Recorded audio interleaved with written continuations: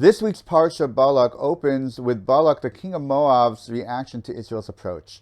The Torah tells us how Balak was absolutely afraid of Israel's advance and subsequently hired the famed magician Bilam to curse Israel, with the hope that this would at least hold them off, if not drive them back. After successfully securing his services, the Torah describes to us how Bilam unsuccessfully tried to curse Israel 3 times from 3 different places.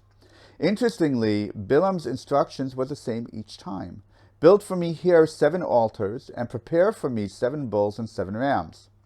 With this particular offering, he thought he could approach God and ask him to curse Israel, even though God had already said no.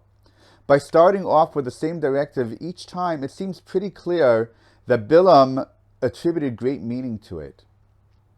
So much so that when he later encountered God, Bilam let him know that he had specifically prepared this particular offering for him. Meaning it was so important that Bilam expected God to positively respond to him because of this offering.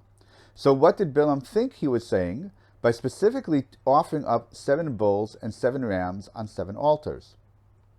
While many of the commentators deal with this question, they tend to look at it through Jewish eyes and ascribe Jewish values to Bilam's actions.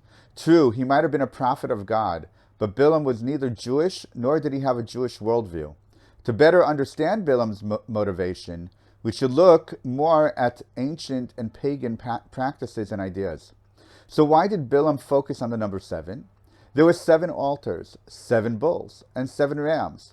Many cultures, from the ancient even until the modern, view the number 7 as a special number. There are the 7 planets, the 7 days of the week, the 7 colors of the rainbow, and so many others. The number 7 is found in so many places and situations in nature. It's no wonder that so many ancient cultures believed the number 7 to be mystical, divine, and or the perfect number. What would the bull represent to Bilam?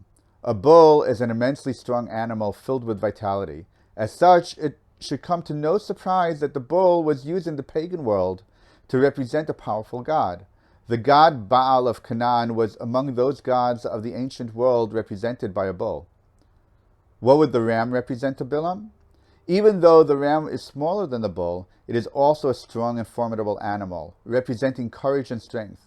While the ram was also sometimes used to represent Baal, but more often it was the animal representation of the strongest gods of Egypt. So from Bilam's pagan perspective, what was he trying to accomplish by offering up 7 bulls and 7 rams to God? Bilam was having issues with God. Already when Balak first tried to recruit Bilam, God had already said that Israel is a blessed nation and that he would not allow him to curse them. Of course, that did not mean that Bilam wasn't going to try to change God's mind.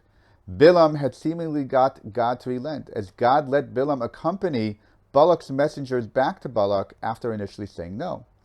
In Bilam's pagan mind, God was a deity like all others, perhaps more powerful, but essentially like a human but with powers. If the answer was initially no, you can always try to change their mind. It all depended upon the approach. So first, Bilam wanted to connect to the divine with the perfect divine number 7. That would give him a clear connection with God. Next, he would ingratiate himself to God and curry favor by offering the bull and ram. Israel had left Egypt and were on their way to Canaan.